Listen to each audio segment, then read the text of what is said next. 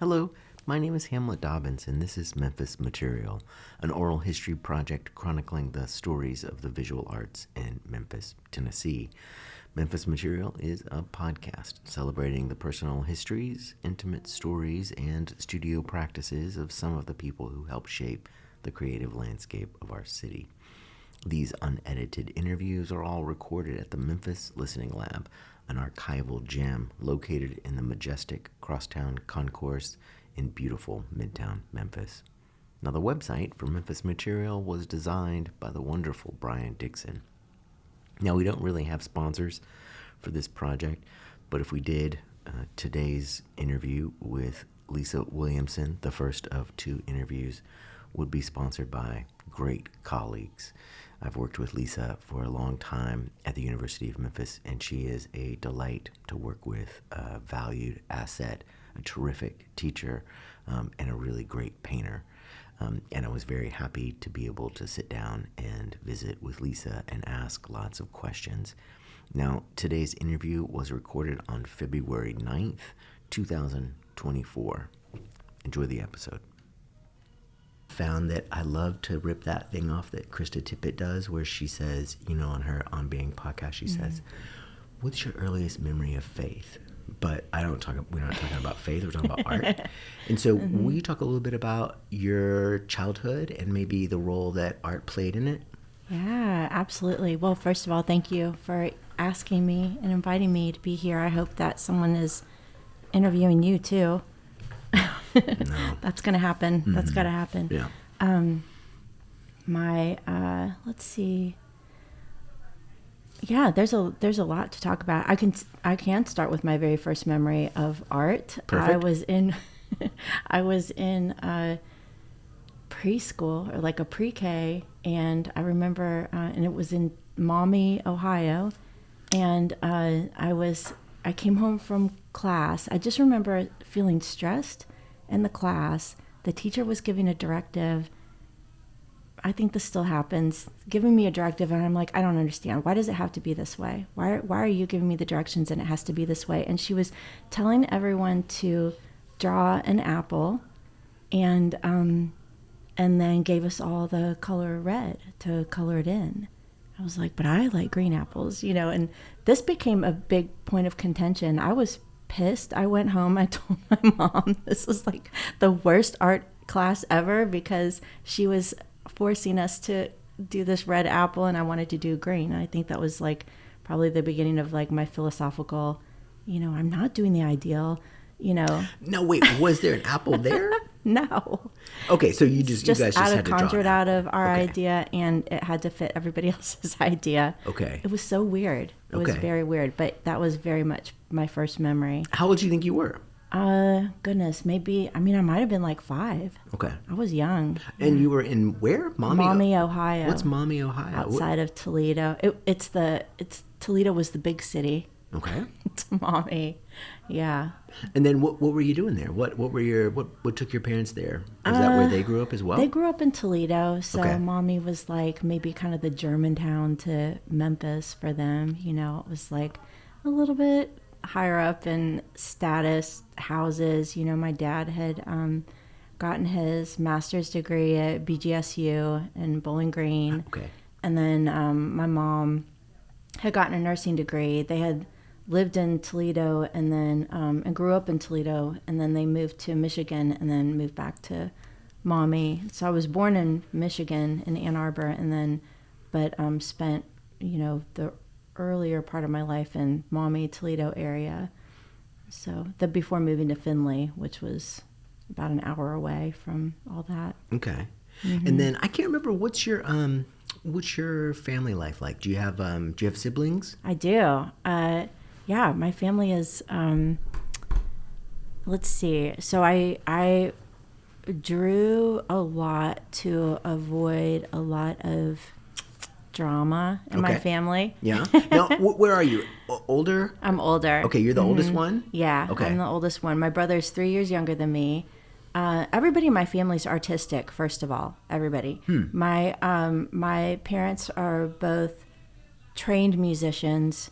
So my dad he paid his way through college playing the Hammond B3 organ. He was a nightclub entertainer. Okay. And so if you can envision like the brandy snifter on the top of the organ and, the swooning women, and that was kind of his thing. And then he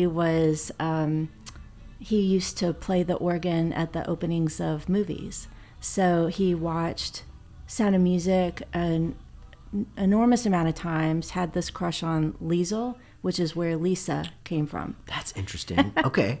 And then my mom, she has like a soprano, like an opera soprano voice, and was, I don't want to say she was like trained to be a singer, but her mother was had her own group. Like she was kind of a local celebrity child performer. They were the Cusian Sisters and had their own radio program in Toledo, Ohio.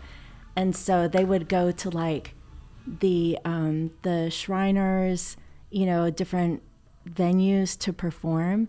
And and I love my grandmother's stories are hilarious about that too, because she'll talk about, the group of sisters going on after like, a men's club, but they're having to follow a stripper, but they're like little kids going out to sing. And she's like, yeah, we didn't tell the manager never told my dad that that's who we were performing with that night. They just did there. Okay. And so that was going on. And so you grew up in a family where you were sort of surrounded by music, obviously. And then was that something that was ever interesting to you? Did you?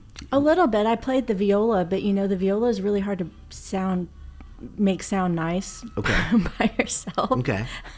I think my dad really didn't want us touching the organ. I think that if he had patience to work with us, I may have gone into playing the organ or doing something more along those lines. But also the organ requires the foot pedals, and I was tiny. I couldn't reach the foot pedals when I was super interested in it. So, but there was always kind of this like preciousness about, the kids can't play on it, and it's kind of reserved for their adult parties, that sort of thing, when they'd have people over. And then my dad would play the organ and they would pass out sheet music for their guests and everybody would sing. And, so there was a lot of music in my house growing up. Now, the thing with the organ and not wanting kids to play with it, like, do you think some of that was not wanting you to follow in their footsteps? No, you think it was just that the organ was particularly precious? I think it was just really precious. Okay. Yeah, I think that some of it, we're gonna accidentally leave it on, we're gonna spill something on it, and then I really think that there's a lack of patience to sit down and really kind of teach us how to work with it, to play it, to use it, and what it can mean for us, because they ended up going in different directions with their career. My dad was a CFO for several years. He's a CPA accountant, and my mom was a registered nurse. So they were not encouraged to pursue their art forms, but they never discouraged my brother and I from pursuing. And my brother... Well, there's like I feel like I'm kind of the master of passive discouraging, not just, but also, I don't know, like I would love for my kids to be in art, but I also know that this is really difficult. Yeah. And so part of my thinking isn't necessarily like, the last thing I want to do is my kids to be doing the thing that I'm doing because their dad did it. Right. You know what I mean? And so if they want to do it, I want it to be a thing that they came to of their choosing. And I don't want it to be a default. And I also didn't want it to be a thing that I drove them, and also a thing that later they would have to, I don't know, measure themselves against me, or measure or compare themselves to me in any way other than just like normal kid dad stuff. Yeah. Okay. Yeah. I think that my parents, they don't know how to raise an artist, really. It's like they have kind of their outlets and interests, but I don't think they really knew how to foster that. And then when my I kept a sketchbook for as long as I can remember. I mean, ever since I could, where I was always like writing and drawing with my writing. So there was always some sort of like two-dimensional something happening in my lap, the Etch-a-Sketch especially. So they were really good about getting materials in front of me and then kind of letting me go. So I almost feel it was more of, this is the thing that she does. We're not going to add these other things in unless she shows as much passion for it as she does for drawing, and we're just going to stay out of her way. But at the same time, I grew up in a city that had an art museum, a great art museum, and I never went with my parents. That just wasn't something that they were really interested in. Now, if it was sports or something, that would have been different. Okay, so one of the things also this project is making me do is ask follow-up questions and not let questions drop. And so one of the things, so you mentioned always having a sketchbook and always drawing and always writing. Yeah. What kind of things were you writing, drawing? Oh, I would write a lot of stories. I really can't remember what the content of the stories were, but I drew a lot of people. Okay. A lot of people. It's really interesting because I grew up as a dancer too. That's part of my background. I drew a lot of dancers. I was not a strong swimmer as a child, but I loved drawing swimmers. I was obsessed with like diving, watching diving in the Olympics, for instance. And so I was always drawing figures. So everything had this like narrative, really illustrative component to it. And it's interesting that you said illustrative. I mean, one of the things that I've kind of thought about a lot lately is, that thing where at that senior talk, I remember one of the students said something about illustration, and Jed asked, what's the difference between illustration and painting? Yeah. And I remember being like, oh, that's a bear trap question. But for some reason, it's in my head. And so in terms of illustration, like for me, the way I think about that for you with your stories would be that by illustration, you mean it was an extension of this story narrative. Somewhat, okay. Yeah. I didn't always fit them together like that, but yeah, I absolutely think that it would show up like that sometimes. Like if it was just kind of, if I had lined paper in front of me, I was writing, and then if I had my sketchbook in front of me or was in the car, then I was. But I definitely think that there was a trace that was following through. I'm sure that it's one of those things that, like, if I go back and look at it now, I'm still touching on similar subjects. Swimming in particular, especially water, is very important to what I do now in my work, and open water swimming specifically. So, yeah, there are definitely like these traces that kind of follow through, and I almost see it as like me kind of testing out the best way to depict these things, whether it's writing or doing a more of a representational or illustrative. And yeah, illustration itself, I mean, that was like a bad word when I was in college. Right. Yeah.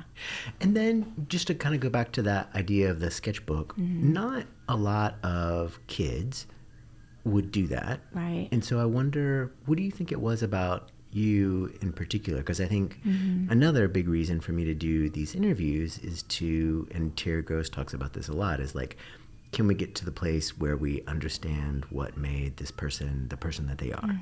What made them do the stuff that they do now? And so for you, what do you think it was that made you gravitate towards the sketchbook? I think that I have a younger brother, he's 3 years younger than me, and we were not really close growing up. I mean, we love each other and we can banter back and forth and have a good time, but I really kind of spent a lot of time alone, and I had friends on the periphery, but I really I felt like my home life had so much strife in it that I wasn't really inviting people over to my house. I didn't always want to go out, and so sketchbook really kind of became a place to escape. Yeah, so I spent a lot of time escaping in my sketchbook, a lot. And then it's probably also one of those things that, I always have it with me, and then when I'm at like my grandparents' house and I'm drawing, for instance, I could just kind of create this sort of like little bubble world for myself. It was kind of a way for me to kind of create this quiet space within maybe a chaotic space, so that even if I'm around, some discontent, that this is like my quiet, I'm focused right here on this sketchbook and this is all I'm responsible for in this moment. Right. Do you know, or do you remember how that happened? I mean, was it one of those things where like someone gave you a book or there was an empty book laying around, or I wonder how that worked. And then also I wonder too about encouragement or feedback, and if that also played a role in this sketchbook. Yeah, I don't know that if I can remember specifically like when I got my first sketchbook, except that my dad's mom, well, both my grandmothers really encouraged me with my art, but in very different ways, So my dad's mom would always have some sort of like art activity for me to do when I would come over to her house, and my mom's mom would just kind of clear space for me to show up with my stuff to make. And then, of course, there's that positive feedback. Oh, look at that. Oh my gosh, I can't believe you can even draw that. Da da da. I was really proficient on the Etch-a-Sketch. Like Etch-a-Sketch was a big thing. I was winning coloring contests at, Frisch's Big Boy, and my prize was an Etch-a-Sketch. So I was collecting a stack of Etch-a-Sketches. And one of my earlier childhood memories was my parents' like cool friends coming over. They didn't have a lot of cool friends, but these friends were like, Phil was making his own like walnut ink, and they were friends with the Dalai Lama, and Carol wrote this book called White Lotus about Tibet, and they were traveling to Tibet, and I was like, oh my gosh, they're artists and they're traveling and seeing the world. And my parents would invite them over. I don't even know how my parents were even, I know how they were friends with them. Like my dad was taking writing classes with Carol, and then my mom liked to do art too. She had a lot of like unfinished paintings, and then she would connect with Phil on the painting. But when they would come over to our house, Phil would sit on the couch with me and just draw on the Etch-a-Sketch, and we would just quietly sit there and draw, and then kind of look at each other's work. And I just remember then, like, that's what I want to be someday. I want to be an artist who has a practice that travels. The practice travels. I travel. I can do all these cool things while I'm traveling, and like art is my way to be able to do that. And so my parents would encourage that. I kind of felt like that was my mom would take me to Phil's studio. The very first piece of art I ever purchased was, I saved up my babysitting money and I bought one of Phil's drawings of a shaman. It's like a Tibetan medicine man. And so You still have it? I do. It's this gorgeous, like really light pencil drawing, really delicate, and it's gorgeous. And it's all I could afford. He dropped the price for me a little. So, but yeah, I remember negotiating for that. And then in terms of thinking about that, so, obviously there was a lot of encouragement at home. What about at school? Was that also a place? Oh yeah. At school, I think it was, I was like, I made straight A's in art from the time I was in kindergarten, and of course in school, that's how you gauge whether you're a good artist. You're making A's because you can draw the thing the way it looks. And so I was getting that constantly, and, winning those awards in high school and stuff. And then when I moved to Memphis in high school, then I was introduced to Memphis College of Art, and I... Now, how old were you when you came to Memphis? Or what stage in terms of high school? So like I a was junior? 15. Sophomore. Okay. And so where'd you end up going to school in Memphis? Houston High School. I was in the third graduating class at Houston. Oh, wow. Okay, that's interesting. So our big, quote unquote, art competition was Bill Hicks at Central. All their, like, he was doing a lot of figurative work there. And then I was very, I was very entrepreneurial then. Like, my dad was working for Wang's International, which sold like silk flowers and all these kind of catalog. And I got paid to do the ink drawings of the items that they sold. Whoa. And then, so that was like one way that I made a little money in high school. And then I petitioned to join the Art Honor Society a year before I was like technically allowed to. Okay. And then I petitioned to get into MCA's AP art program with Tim Andrews as a junior. And I know I was the youngest one in the class at the time, trying to get the AP credit as a junior. Okay, wait, let's back up. Mm-hmm. Okay, so thinking about, like, one of the things that I've noticed in doing these interviews is thinking about our art teachers from high school, and maybe even before that. And a lot of the people that I'm interviewing are also teachers. And so what do you think, like, what was your relationship like with your art teacher? Was it significant? Oh, they were always really, really, I asked a lot of questions, and I always had a really great relationship. I always felt like I was that student that was invited to stay longer, come to their room. I could hang out there instead of study hall. You know, it was, they would always give me just a little bit of special attention when I showed interest, which I always did. So, you know, in my elementary, Mrs. Mauer, I actually reconnected with her a few years ago and just wrote this gushing, you know, thank you so much, and told her what I was doing now. But I remember her looking over, this is when Prismacolor was still a barrel, and I had like the super soft lead, and I was like, I was in sixth grade, and I was a color pencil snob, you know, and I couldn't tell you why. I just knew that these pencils did what I wanted them to do, and they were like butter. And so I'm coloring with this, and I remember her looking over my shoulder, and she's like, how are you getting that texture? And I was like, I don't know. But I was, you know, mixing colors then too. And so that was she was always super, super encouraging. Oh, I won a contest in K through 12 too. Like, I was just this silly, like, high top sneakers. I did a logo for our school sweatshirt. It was like Wilson Vance's tops, and it had this high top sneaker on it, you know. But my mom could always be a little bit of like my project manager, like, here's what I think you should do. And then I'm like, okay, I'm on it. That's a great idea. And then, you know, like, my brother was 3 years younger than me, but he's a really good artist too. And so anytime I won something, he would be right behind me. And then he won it 2 years later. So we kind of had this back and forth, even all the way up through high school. But his style really changed from mine. And then when I got to high school, I had Mrs. Weinrich, who was a New Yorker. That was super exciting because I'm like, New York's where I need to go. That's where I want to be. All artists are going to New York, you know. And then I had Miss Hellwig, who was really instrumental in helping me develop like my concentration, my portfolio, and the whole, like, helping me navigate the application process for college.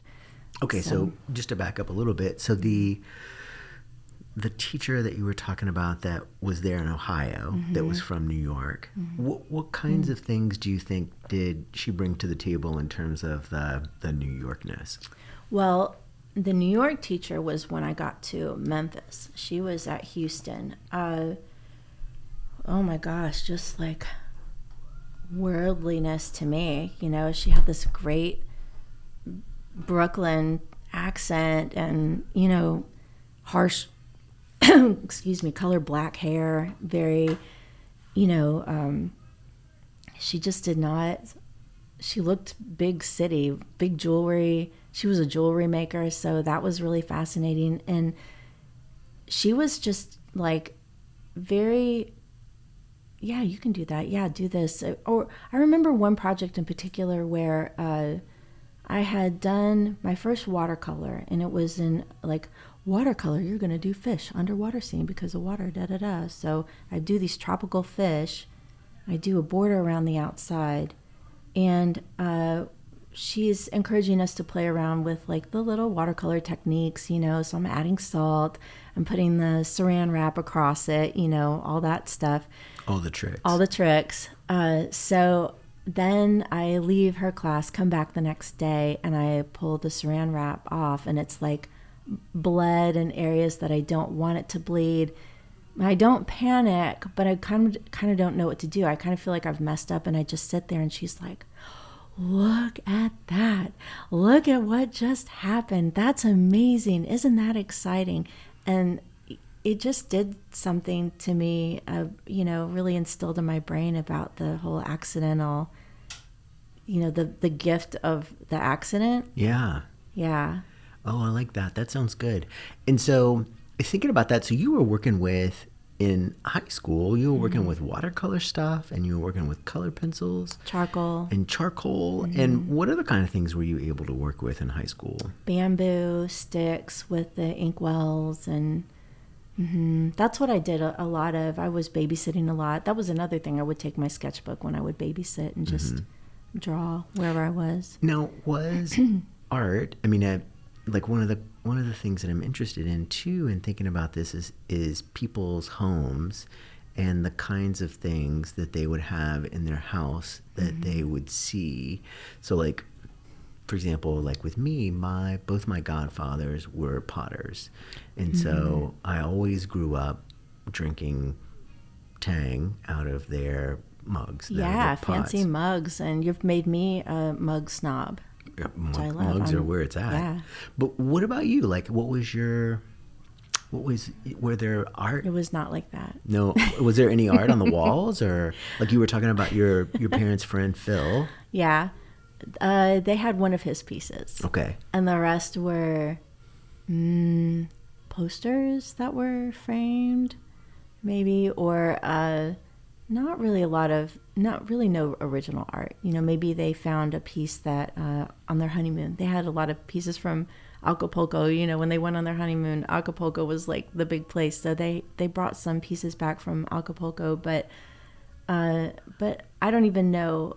I mean, for all I know, those were from like a little gift shop type stuff. There wasn't any sense of collecting from the perspective of fine art.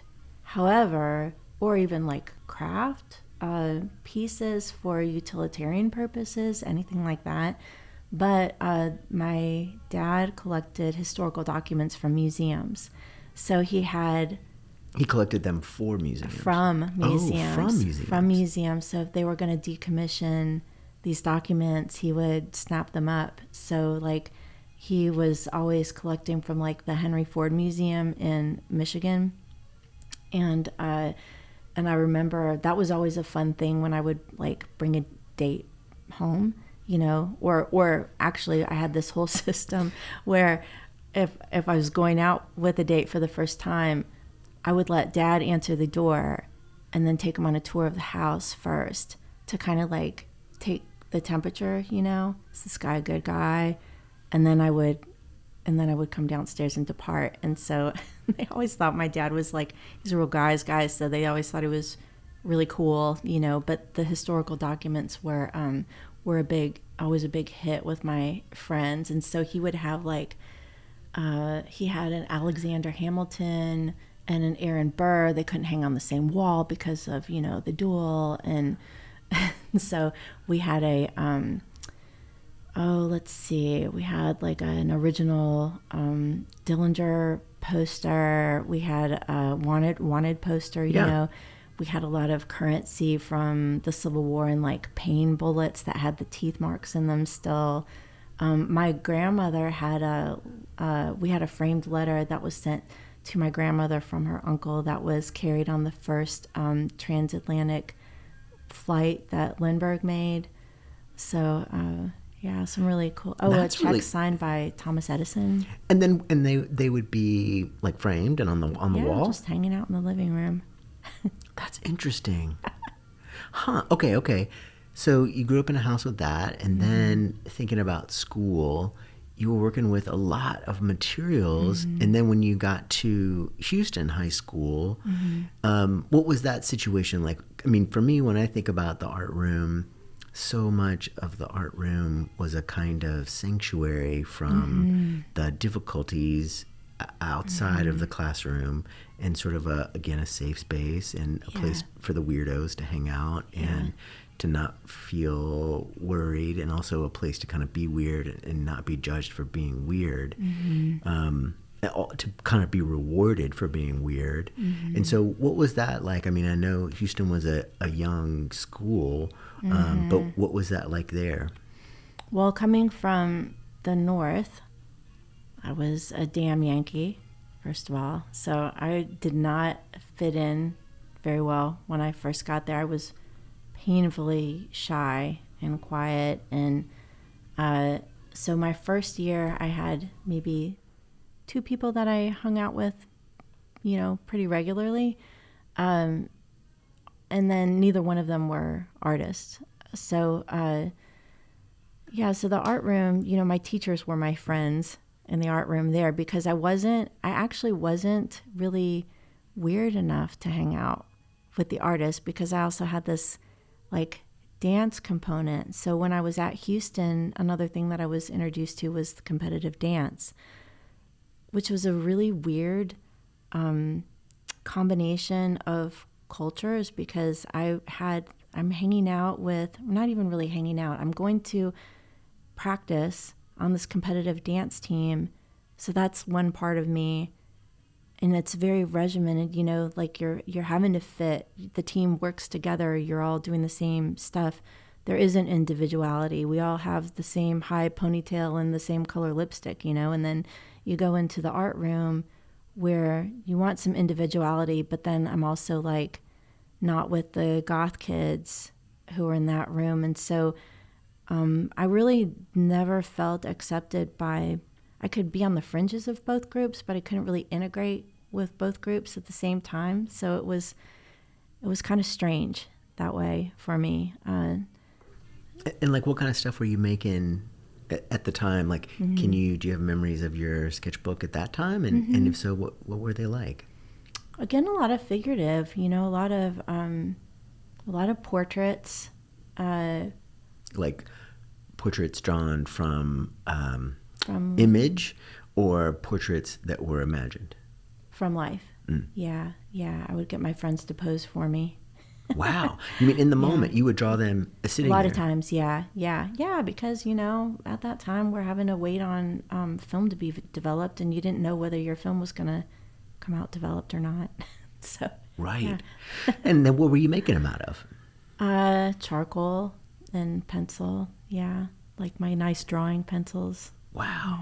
Okay, and so then you were saying that through Houston, they somehow connected you to MCA. And so what was that like? Or give me the circumstances for that as well. Yeah, so I can't remember if that was Weinrich or Hellwig who recommended me for the AP program, but one of my teachers recommended me for the AP program, and I got into it, and that was with Tim Andrews, who I'm still friends with today. And he was teaching? He was teaching. Okay. All right. And so talk about that a little bit, just out of curiosity. Well, first of all, he's just absolutely amazing. He's just the kindest, sweetest, gentlest human being. I was doing my first life drawings in high school, so nude figure as a junior in high school. That in itself was a big point of conversation in my home because my parents, what do we signed you up for? I mean, they're definitely leaning on the conservative side, but they never complained or said anything. But my dad would do this thing where he would like, so I see you had life drawing on the syllabus today. That's drawing from the nude model, and was it a woman? Was it a man? And then he kind of, one time we tried to use that as a segue into like a conversation on the birds and bees. Do you have questions? And I'm like, oh no, I'm a junior in high school. I kind of know a lot already. It's so interesting. I think for sure that's not a conversation that I've had a lot lately, because we've shifted to having clothed models, or at least I have. Right. And so but that was certainly a conversation that we used to have a lot with the students. And then also that would be a conversation that I would have a lot with my civilian friends, because there is this like glamorous thought that, and then also just kind of like a normal human being thought that if you're in a room with someone who's nude, and Larry Edwards would always make the clear distinction that nude is when their clothes are off, but naked was when different. You had your clothes off and you were up to something. That's what Larry said.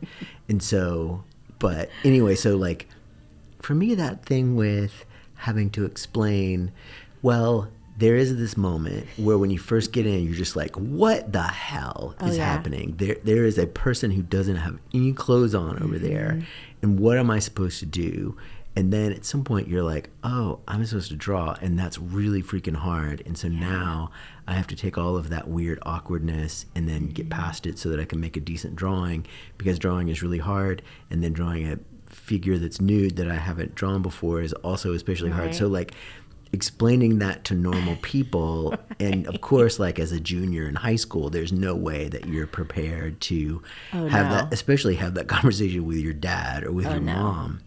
No, thank goodness it was a 6-hour class, because I probably spent the first 2 hours just like hiding behind my drawing board, giggling with the person next to me. You know, it was really a very strange experience. And it was not like a traditional life drawing model experience. So my first nude model was, you know, a man, which, you know, how, like, I don't know how it was for you, but in college it could be really kind of rare to get a male model. We didn't have any. Yeah. I mean, I think, truth be told, I think a lot of that. You're right. No, I think a lot of that goes to my teacher, who was Dick Knowles, who was a famous chauvinist, but who would never have. And Dick married one of the models. Carol Knowles was the model. We're going to totally cut all this shit out. But Carol was a model for us. And then Dick later dated and married her. What? And another weird thing that will not be on here, but it's kind of an interesting little bit of history. I think maybe I told you about this. I went to Novel, and I was getting a book, and I saw the woman behind the counter, and I kind of recognized her as someone from my past. And I was like, I know you somehow. And she was like, yeah, I'm Sherry. I'm married to a grifter. And I was like, no, Sherry, I don't know you as a person who's married to the grifter. You're also friends with Melissa Dunn, and you were a dancer at U of M, and you were our model. And she was like, yeah, they paid really good. But anyway, it was this like thing. Anyway, total. That's happened to me too. When you see the models out with their clothes on, like cohabitating with civilians, and you're like, I waited on one at a restaurant one time, and I'm just thinking like, yeah, you were just modeling in my class last week, and now I'm serving you dinner in this fine dining. Yeah. And you have clothes, thank goodness.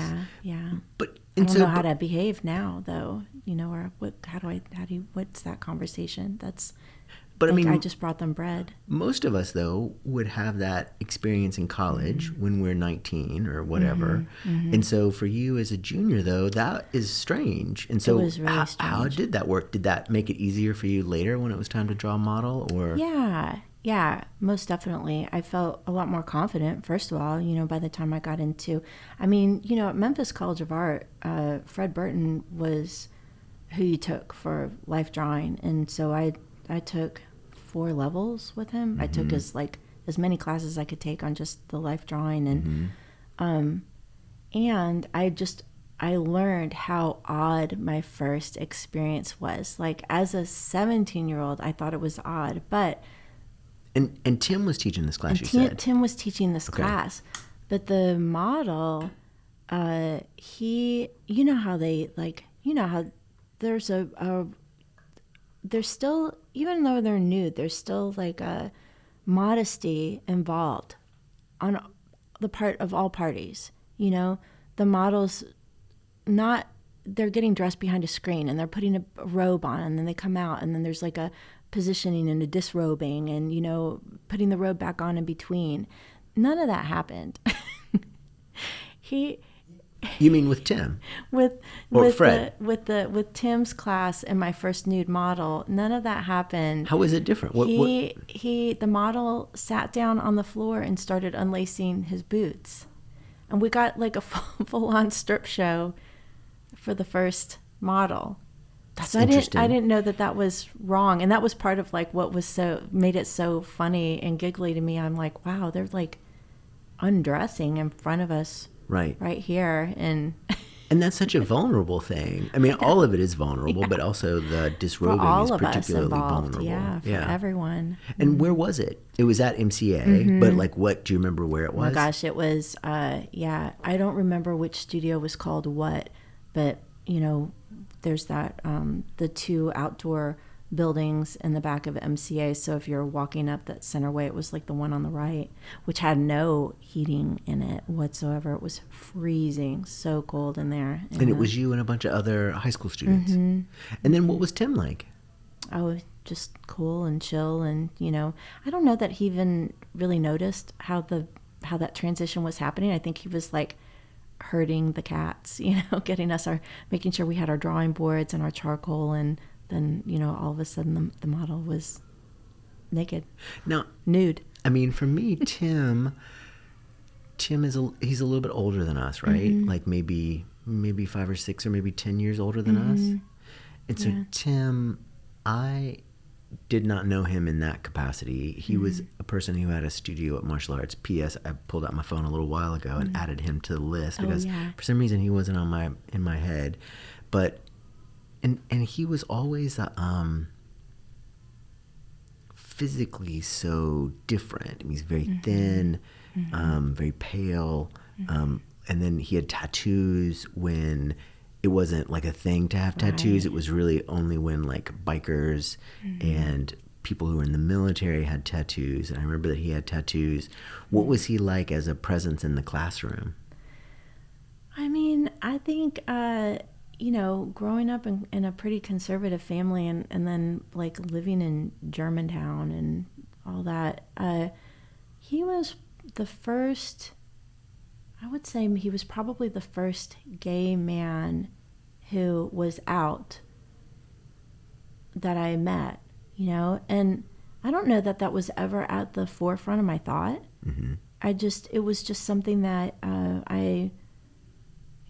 it wasn't really, it was just something that I absorbed as information and was fascinated by his tattoos. He also has HIV.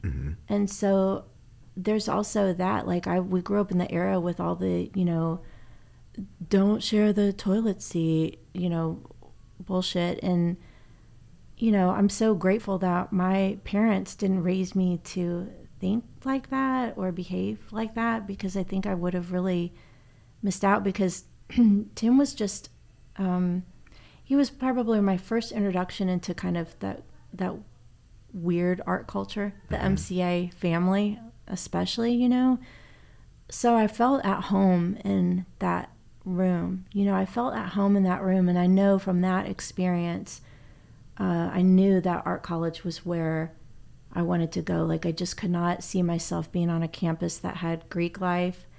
It's just like there was a weirdness that even though I didn't wear it on the outside, it was there inside, and so I always felt a connection with him. He was just he's a very gentle, I would say maybe even more of like a passive professor, who's kind of coming around and lifting you up from below, he was a very different professor than what I had once I got to MCA. Yeah, it's so funny.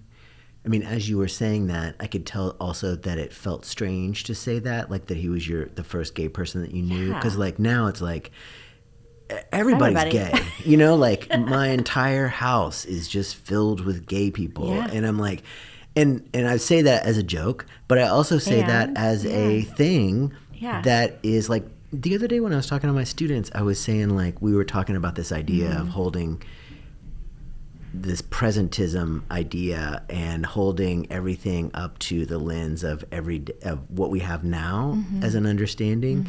And I said, like, When I was your age, when I was 18, I had never really known a queer person. I didn't know anyone who was Asian. I knew queer people, but I did not know that I knew queer people, or the Right. queer people themselves were not Right. out. And my understanding of the world was so profoundly limited. And so, like, for us as our generation to talk about Tim as the first out queer person, but also for me, I think maybe the first queer person with HIV that I had ever come in contact with and was aware of it, because that's such a part of Tim's story Yeah. and his art And his art. and Yeah. everything. And so, like, as you said that, I mean, I might have been reading it, but like I could see that you were like, yeah, that's weird to say, isn't it? It is. Yeah. And so, I mean, to me, I think that's like I mean, it's not a thing I want to spend like the next hour talking about, but I think it's a real thing, and also like thinking about Tim. I mean, for me, one of the things that was really interesting, because I feel like maybe the way I met Tim was when I had my studio at Martial Arts, or it might have been through some of the shows at Plan B. I might have known him that way, but I kind of knew Tim and then Joel Hilgenberg kind of through Tim. Yeah. Yeah. Were there any other people in that class with that AP class with Tim that you later knew? Yeah, one Jennifer Smith. She's gone on to be a decorator in the city. Really, I think she's Jennifer Estes now, and she's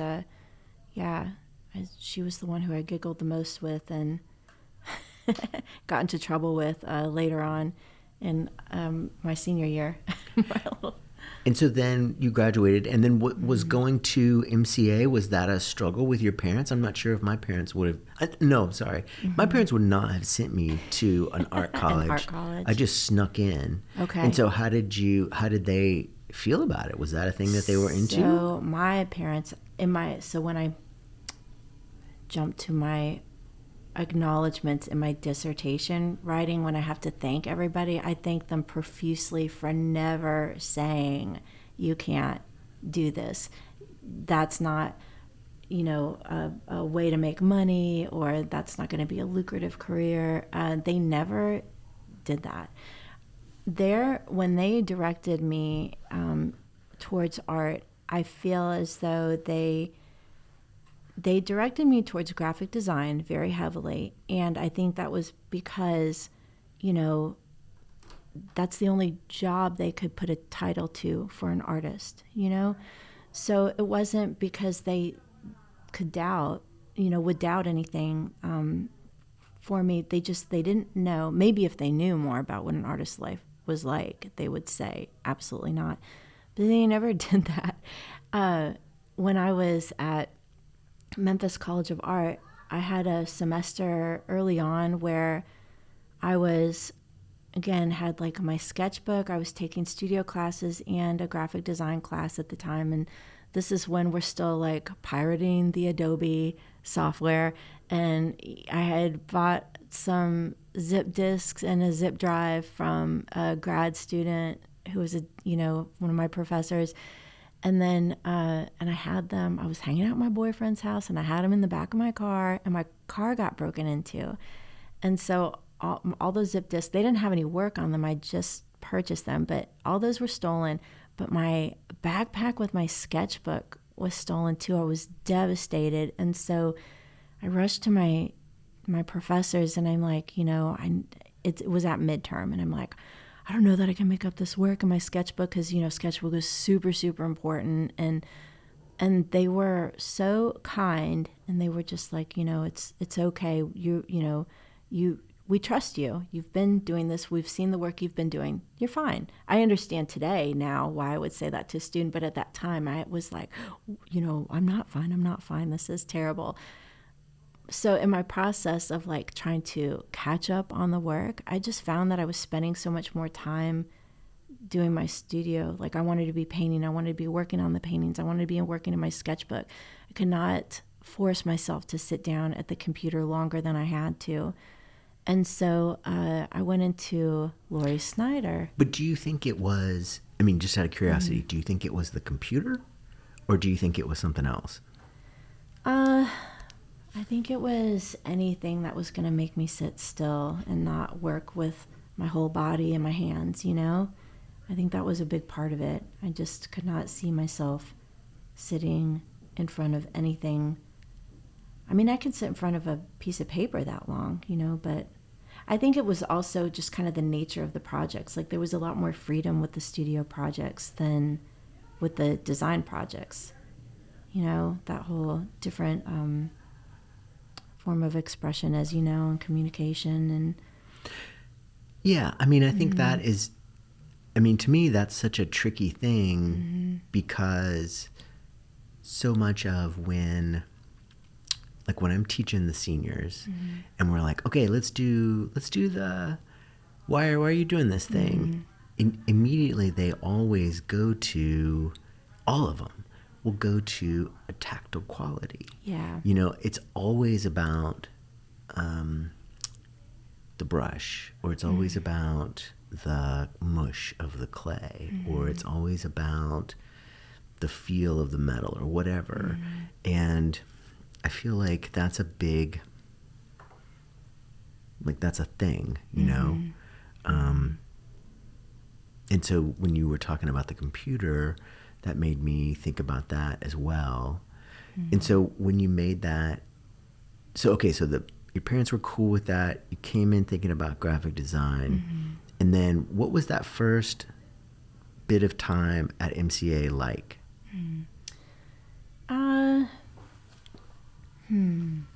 I hated my foundations classes. Who was teaching those? Let's see. Bob Reisling. Okay. Yeah. I didn't hate my professors. Okay. But you just didn't like the class? Yeah, the class I felt, I don't know, there wasn't a lot of meat I felt with the, I mean, it's like my interest in concept was really, didn't start to blossom until, you know, I started taking classes with Nona Bolin specifically. And prior to that, it was just so formal. And I was so like bored with that because it even at some points felt a little bit behind what I was doing in high school. So I'm kind of like, I don't know, how much more construction paper am I going to have to cut? I hate this crap. You know, I loved the wood shop with Tom Lee. Did have him for 3D design. For some reason that just didn't really, sculpture didn't really take for me. I don't know what it was. It was maybe like color theory, working in gouache. And then my first oil painting class was with Brian Bishop. Ugh, really? So good. So good. Everything about that particular class was just absolute magic. And I got to take it pretty early on because I got, you know, AP credits. I could apply, get some of those foundational stuff out of the way early. And so I got to take a painting class with Brian Bishop. I'm still friends with a lot of the people I was in that first painting class with. And yeah, it was just magic. Just the smell and the movement of the paint, the drying time. I'd never worked in oil before. The fact that I could mix so many colors out of just the primary colors because he wouldn't let us use anything else. We couldn't even purchase black, you know. That was really pretty fantastic. And then that was a painting one class. And then what was Brian like as a teacher? You know, it was so hard for me to remember that exactly because I had him for one semester and I feel like there was a lot of just trying to figure out what was happening. I will say with Brian, I don't remember so much about his classes. I remember more of my relationship with the students in those classes because that was so new and interesting to me, and I kind of finally felt like I was with my people, you know.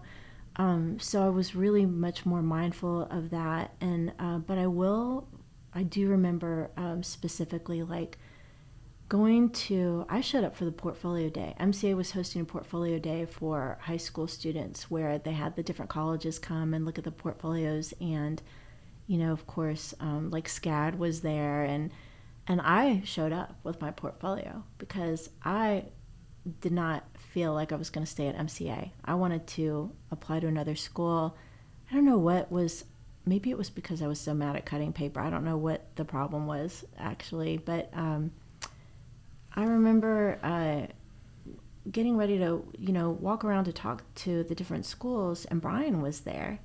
He was like, Lisa, what are you doing? I said, well, I'm just, and some of it too was like, I thought maybe the school was too small for me.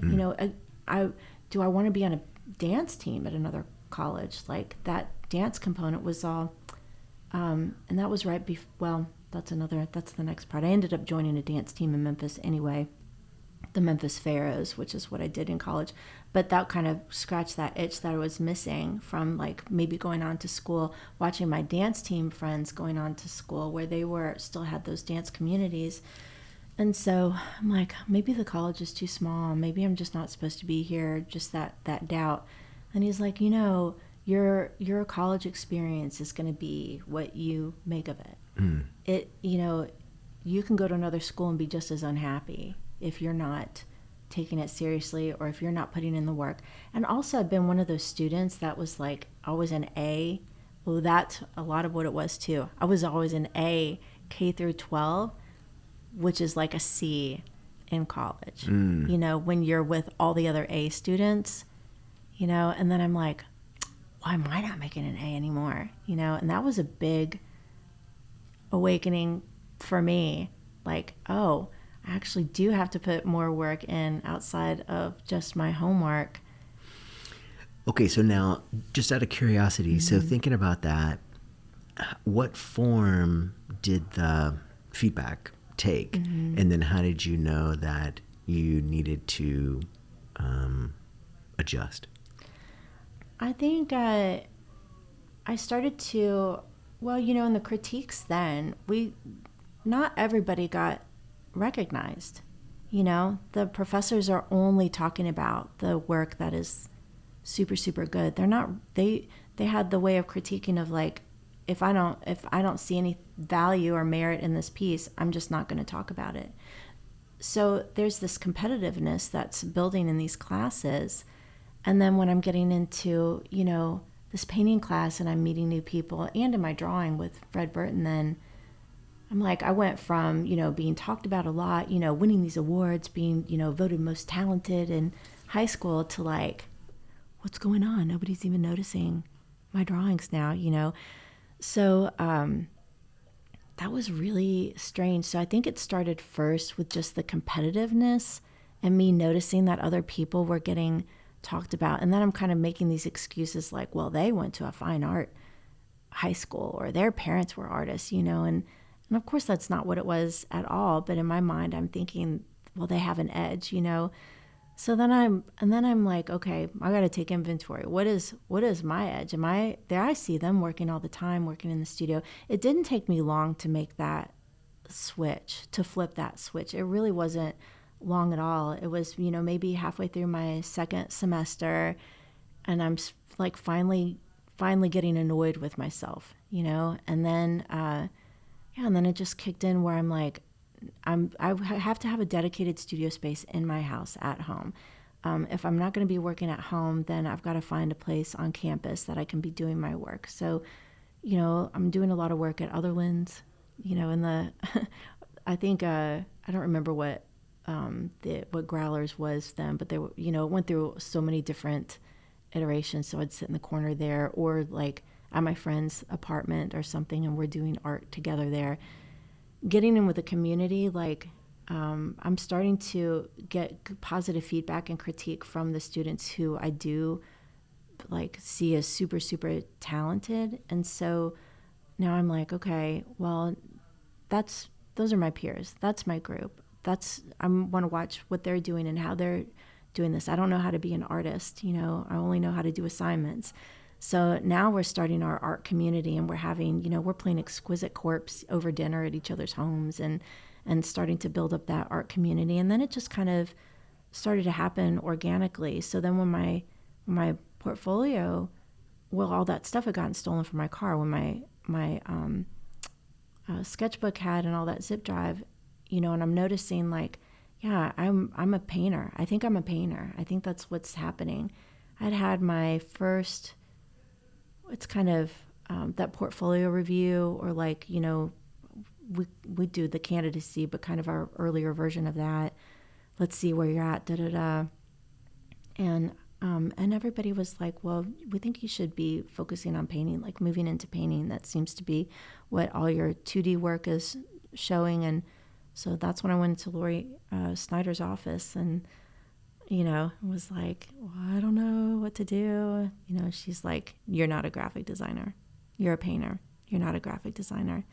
And so, yeah, and then I went and I told my mom that, I'm switching majors to graphic design. And then she got a little tearful. I think that's when the fear kicked in a little bit, like, my daughter may be living at home the rest of her life.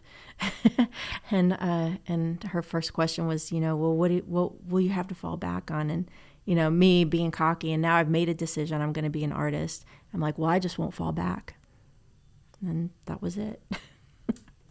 Yes, there were so many interesting things in there. I mean, I think for me, there's a bunch of questions, and so maybe I'll just pick one. And so initially you were talking about Bob as a teacher. And so what do you remember about Bob as a teacher? Because he's kind of a legendary figure, both as a character and as a teacher. And so, like, what are your memories of him in the classroom or outside the classroom? Bob told me one time not to be such a Republican about my art. Yeah. Don't be such a Republican about your art. And I knew exactly what he meant in that moment, and I was horrified. I was just. What do you think he meant? I think I was being very safe. I was being very conservative. I was being very safe. I wasn't pushing any boundaries in regards to color or composition, any of that. It was just like, he was. This part might need to be edited out. He was a big drinker, so. I remember the big gulp, for a 6-hour class. Like, he would nurse that the entire time, just the big gulp. I liked how his classes, I think my favorite class that I took from him, and I borrow from this one a lot, is the still life drawing, where, I signed up for it. I think I was required to take painting something, and still life was offered. And I'm like, ugh, still life, I don't know about that. How many times can I do that in drawing? But he had a grab bag that he passed around the class. And so we had to pull an object out of the bag, and that was our still life object. And then we had to put it in all these different scenarios and explore it in all these different ways.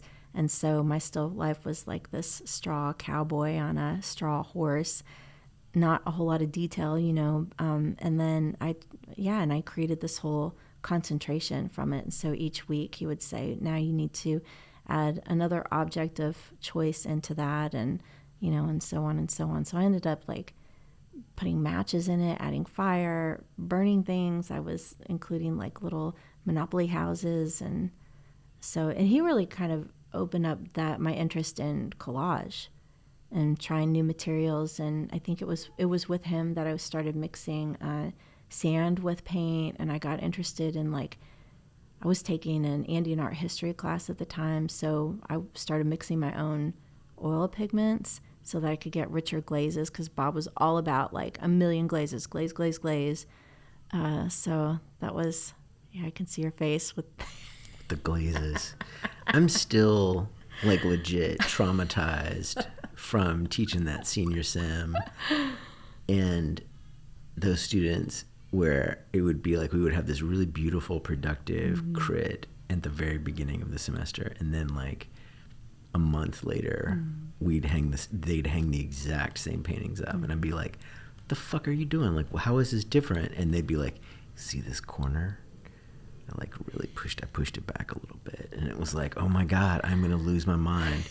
Okay, so one question too for me, and that I think maybe I forgot to ask, was what about the wider world? What about the things that are like, what kinds of art were you looking at this point? Or maybe even if we could backtrack a little tiny bit, what were some things, or were there things that you remember looking at or seeing that were important in terms of art?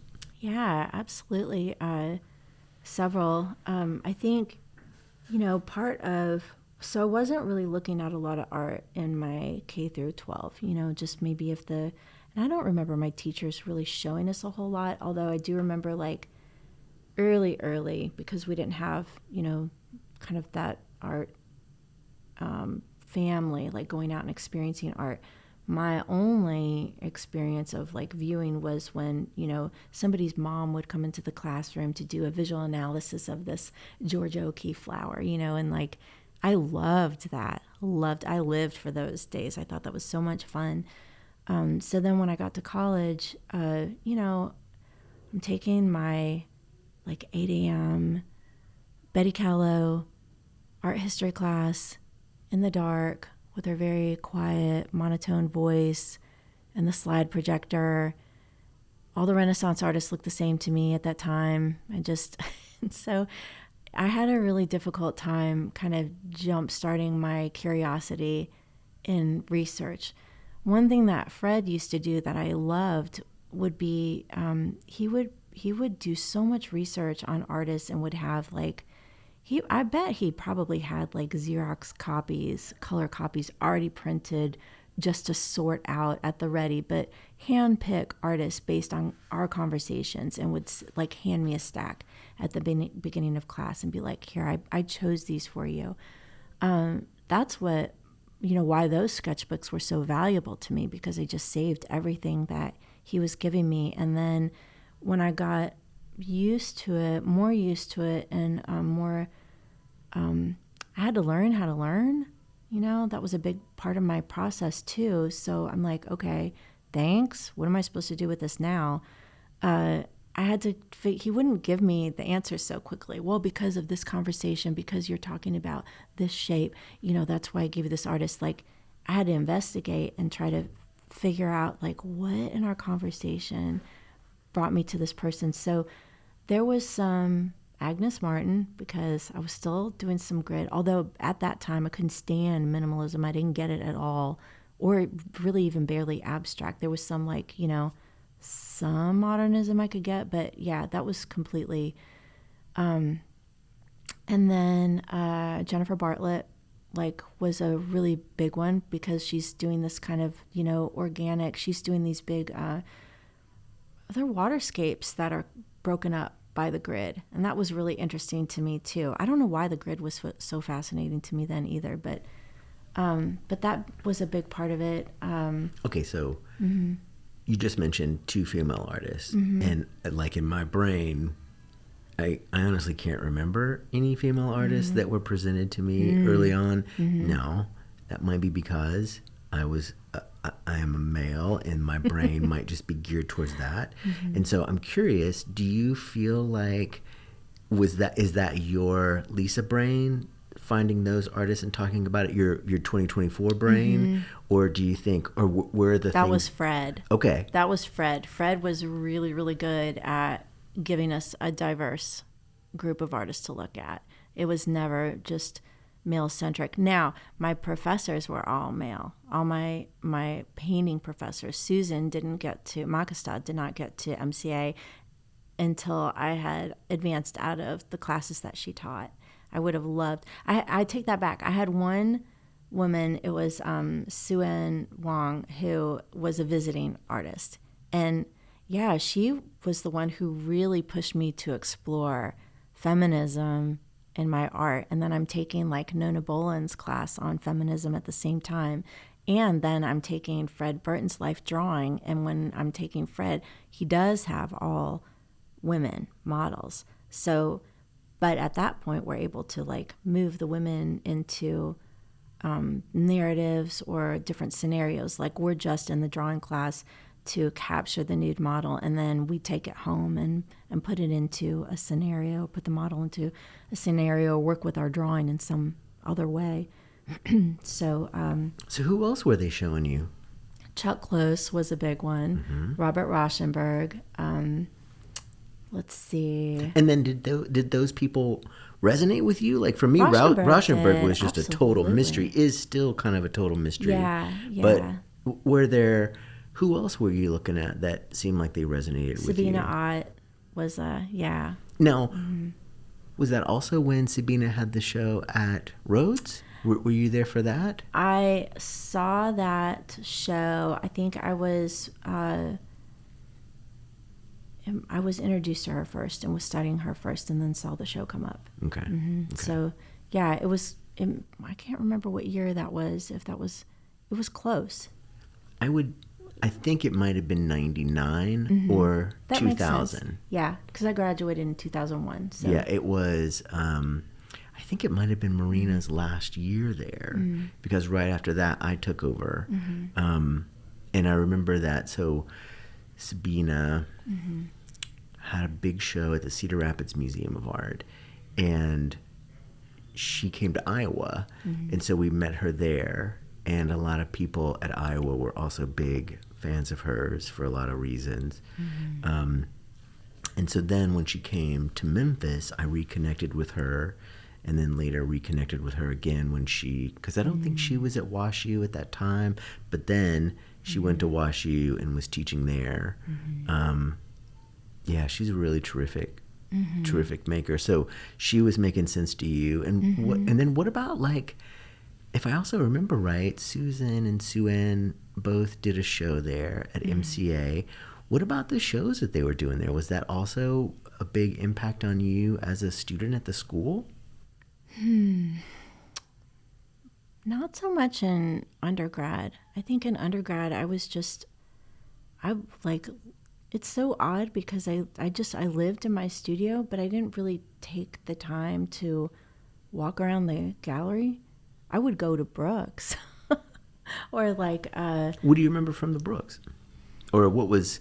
Because I think the Brooks is kind of one of those things where, like, we go when we're in high school and we're a part of that big van or the bus that takes us there, and then we all have, like, the one piece that sticks in our heads. And so, like, for me, the one that was really important, I don't even know if they still have it or if they have it out, was the one of the guy with a motorcycle, and it was huge. It was a guy, a motorcycle, and he was on the moon.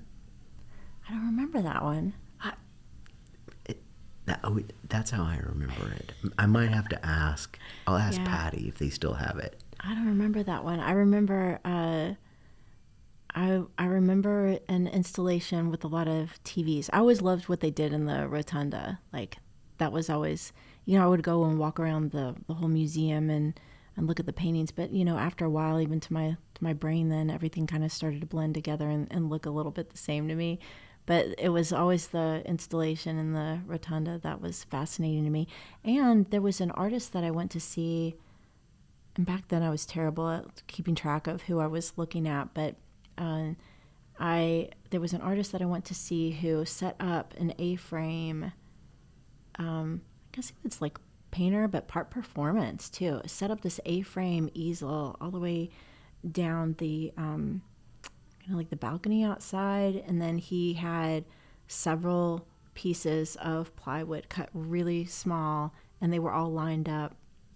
And then he would do this fast painting, but it was like his version of mass-produced painting, where he would just, one section might be like just a house, or, with a bit of a landscape. Maybe one was like still life, but he would just go through and he would mix up the color, make the same mark over several of these pieces, and then he would switch his brush, switch the color, make the same mark over the next 12. So then you'd have like 12 houses that look the same, 12 still lifes that look the same. And then, so there was I think in my brain at the time, I'm looking at that as like, I know that there's like a political commentary in that. I know that there's an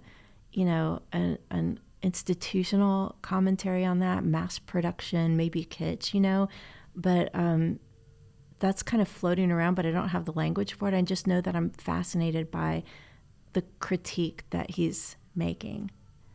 That's interesting. Okay, so you were talking about Fred. So let's talk about Fred a little bit more. Yeah. What else? Because you said you took him for like 5 classes. Oh my gosh, I was like like part of his cult. Yeah, for sure. Yeah. And so, I mean, because I never had Fred as a teacher, I really only knew Fred as as an artist who was in Yeah. town. So Yeah. what was Fred like as a teacher? Oh, he was great. He was very intimidating. He was known to be I mean, and always, yeah. So he was very intimidating. I did not do well in his early drawing classes. And I know why. And then because I was just kind of slacking, was not doing the work outside of class that would make me do better in class. And so, so he was kind of ignoring my work. And so it kind of became this, I had this with another teacher there too, Nona Bolin, but I had this like, I need to get on his radar. How do I get on his radar? I need feedback. I just need some feedback from him. Do you think our students do that? Yeah. Huh. Oh, yeah, they do. Yeah. Shit. Okay. I know they do with you. I don't know about me, but definitely, yeah. They're writing down when you give them praise. But, so with Fred, goodness, I'm trying to think of some of he was just a really intimidating person. He was very, if you came to him and expressed an interest, you were going to get flooded with stuff. Like he was going to show up with twice the stack of printouts for you, stop you in the hall, make mention of artists. I've just got an email for the first time. I'm getting emails from him that, I think that I will tell you, the reason I just put L on my emails is because I would just get the FB from him. And I was like, all right, okay, quick and to the point, FB, he doesn't have time to say anything else. He's putting the artist names, just list in my emails, I also knew Fred as a person who also taught at MCA while he was there, kind of towards the end. And I remember he had this really interesting thing that he would do where the students would sometimes come in and they would have this huge stack of prints and they would just like find something on the internet and print it. And I was like, wow, that's interesting. So what do you do? And they were like, well, Fred wants us to print off like whatever 10 a week or something, and then we bring it in. And then it was real interesting, and as I was looking through it, there was this really strange thing that happened. And it, like, normally when we see stuff, we see it in a place, so like we see it at X gallery or Y gallery. And so as a result, it has the X and Y associations and the prestige and the cachet. Same thing with magazines. When it's in Art News, it's one thing. If it's Art in America, it's another thing. If it's in Southwest Art, it's something else. If it's in Craft, it's something else. If it's in Art Forum, it's something else. And without that stuff, they would like hand me a stack, and then I would like lay it out, and I would be like, huh. And I don't think I was really aware at the time how much that influences how I perceive the work, how it like either automatically gives it a click here or a click there or a click there, and how much that information was in there. And I thought that was such an interesting, intentional or unintentional, democratic way of presenting the art to the class. But yeah, for sure. I mean, I think you were talking about how intimidating and imposing he was. I mean, he was like 18 feet tall. Oh my gosh. And he was deaf in one ear. And he was kind of, he had this booming voice. Yeah. And he was kind of a giant and kind of a gregarious guy too. And so all of that stuff kind of played into it. Yeah. P.S. We're doing totally good on time. We got like 10 more minutes. Cool. Before my alarm goes off. And so we'll just stick with Fred for a little bit. And so this thing about where he would send you stuff in the email. And this new thing, because. Right. Yeah. Because one thing I forgot to do is what's the time? What's the date? So I started at MCA in 95. Okay. I graduated in 2001. I was going part-time for a few semesters. And so when was I taking Fred? Probably in 90. Well, I had him early on in drawing, so maybe even like 96. I had Remy first, and then, Remy Miller, and then Fred. Okay, maybe next time we'll talk about Remy. But so with Fred, so you started with the drawing class with Fred. What was that like? What was the drawing class like? I'm curious. Well, that was like Egon Schiele. Like that was the that's how you're going to learn line sensitivity Right. and contour through Egon Schiele. And yeah, and he would clap. I do this with my drawing students now. Fast, slow, thick, thin, dark light. Fast, slow, thick, thin, dark light. Like just, it was drilling. It was tough. Yeah, his classes were really scary. Now, when you say scary, so like, again, big, booming, and then, and you were also kind of talking about how he's like clapping and he's like giving you guys this like rhythm, which I think as a dancer you might relate to. Yeah. And so what was the outcome to that? Like, what do you think you got out of it as a maker? Oh, I just wanted to, I was, again, trying to get on his radar. How can I get him to say the most about my work or spend time on my piece when I put it up for critique? And and some of that I realized was just like engaging in conversation with him and showing that I cared, and also being fit, like just this physically big guy and hard of hearing in one, or like completely deaf in one ear. You gotta pick the right ear and project your voice in a certain way to get him to respond. And then, this big booming voice. And so I kind of feel like once I kind of got over my terror of him and stopped looking at him like a god, then I could kind of draw those lessons down deeper into my roots. It's like now I'm not doing it because Fred's telling me to. I'm doing it because I'm really trying to feel the materials, and really now I'm like really curious and trying to and interested in trying to understand how these work. And it was just this beautiful reciprocal thing that then started to happen because I ended up taking, I want to say I took an independent study with him too. I really worked really closely with him throughout, but it was just this really nice kind of fluid thing that then started to happen. Like, that was not intimidating at all, but very like fatherly and warm and very generous. Oh my gosh, so generous. Yeah, that's, really all of the things that I've heard of Fred, nothing has been negative that I can think of. And then also just out of curiosity, you were talking about sort of the admiration of him. Was some of that, how aware of his work were you? Were you aware of his work at all, or was it mostly him kind of as a teacher, and then of course all teachers are to be admired and respected, and the Right. mutual respect and generosity that he showed to the students? Were you also aware of his work? Yes, I was a little bit, mainly from the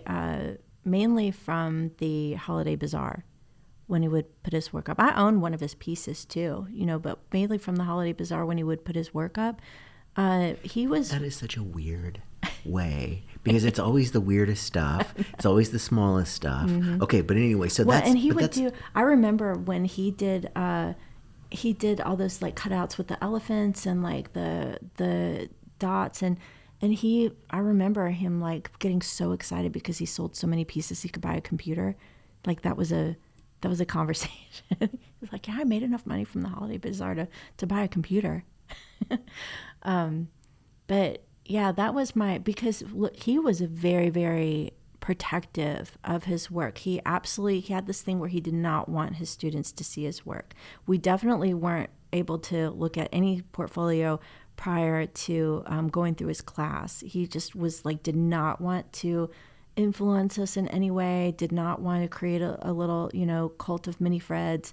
I think he knew just what a strong personality he was and how much we wanted his attention and insight, that I think he was just really cautious that we weren't, that he had this nice boundary so that our work was our work, his work was his work, and that he could really kind of keep our work for us. And there wasn't this kind of like weird, I even see this with people with their writing, like what does their work look like in that I'm going to make this to, so no, there wasn't ever any of that. And I think because he kept his work separate.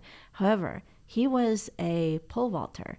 I want to say he was a, I want to say he had like gone to the Olympic trials or something. He was a competitive pole vaulter, and he was also in a student film. I tell you, we spent, when we learned that, a whole little group of us spent, and then with the internet coming up, like we spent a great deal amount of time trying to track down this. He's like, you're never going to find it. And then that just encourages us even more. I think we did finally get our hand on some like still pictures of him from this movie that he did as a student. Now, were you mostly taking him? You were saying that you had classes with him in drawing real early on, and then an independent study. And was that mostly what he taught? Was it mostly drawing? Mm-hmm. Did he teach painting at all? Yeah, drawing and painting. Okay, yeah, and did you take painting classes from him as well? And then, like for me, thinking about how teachers behave a little bit differently from one classroom to the other, was there a shift in terms of the way that he taught differently? Yeah, because drawing, as you know, it's so hands-on in the moment. You're making corrections as the student's working, and he would come around and pull our charcoal out of our hands if we're gripping our pencils wrong, and that sort of thing. But painting, by that time he was teaching upper level, so by that time we each have our own little studio space, and we would just sign up for a time with him, and then we would get personal one-on-one time with him every single painting class. We never for his painting classes, we never met together as a group to paint together. We always had our own private spaces, and then he would come and visit us, and we would have like a little private talk with him. So. And then what were those like? Like, what do you remember? Some things that he was particular about, or some things that were kind of like common themes for him, or because one of the things I'm curious about is each teacher, I think we get a particular thing from, or a set of things from. And then can you think of maybe how that symbolism with him? He was pulling out symbolism in my work. I used to hang out with him at Otherlands, after I graduated for years. Like, he'd meet up with me and we'd do some critiques, and he was real big on like dream interpretation.